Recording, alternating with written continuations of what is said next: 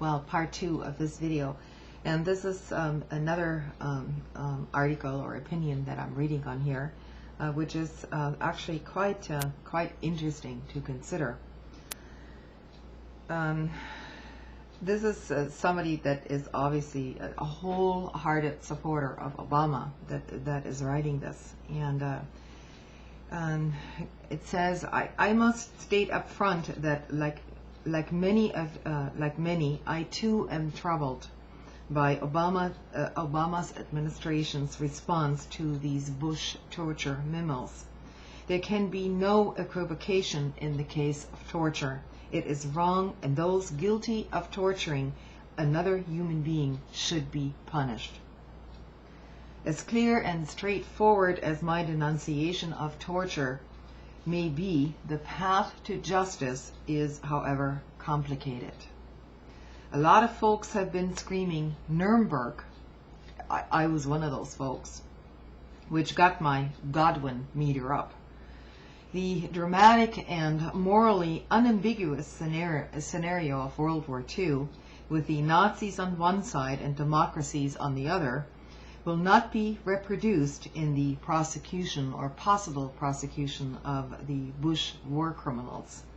It's important to remember that the fascists lost the war, and they were vanquished. The US was the victor.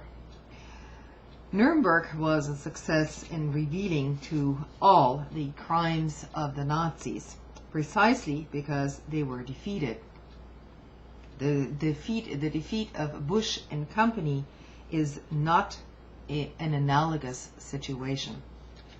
And here's where it gets interesting.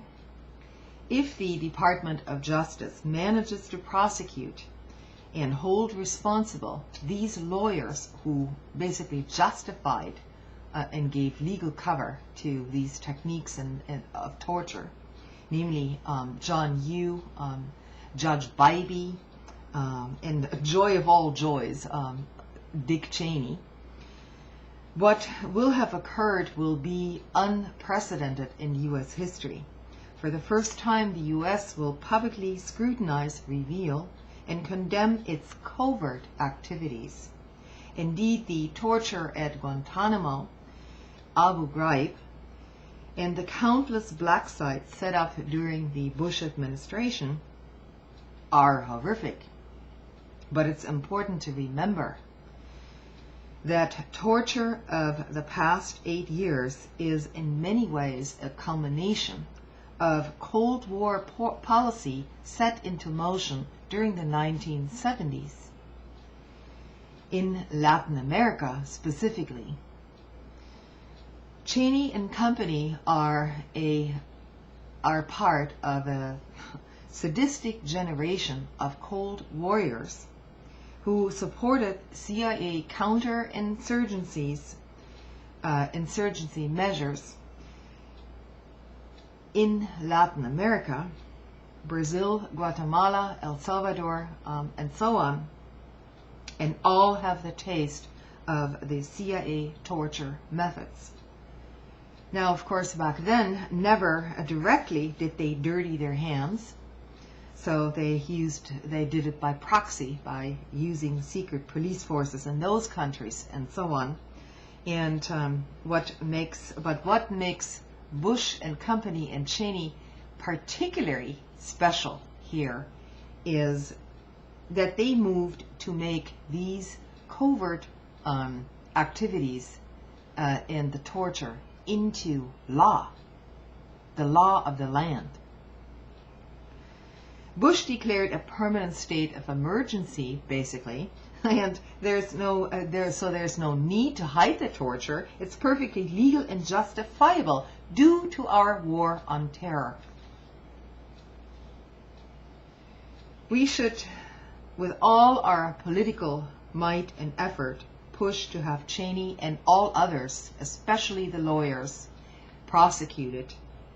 This, of course, would be a historic event. And I'd like to add here, there's no doubt about this. This is going to open up a whole can of worms. And this is why it's going to be so incredibly difficult to do. For one thing, and I'm not just talking about, Rahm Emanuel here.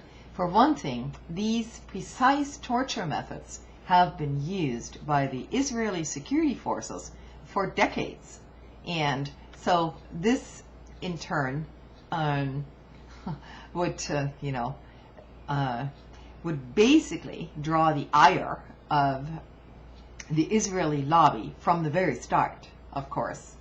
So it's that's something that's one thing to consider.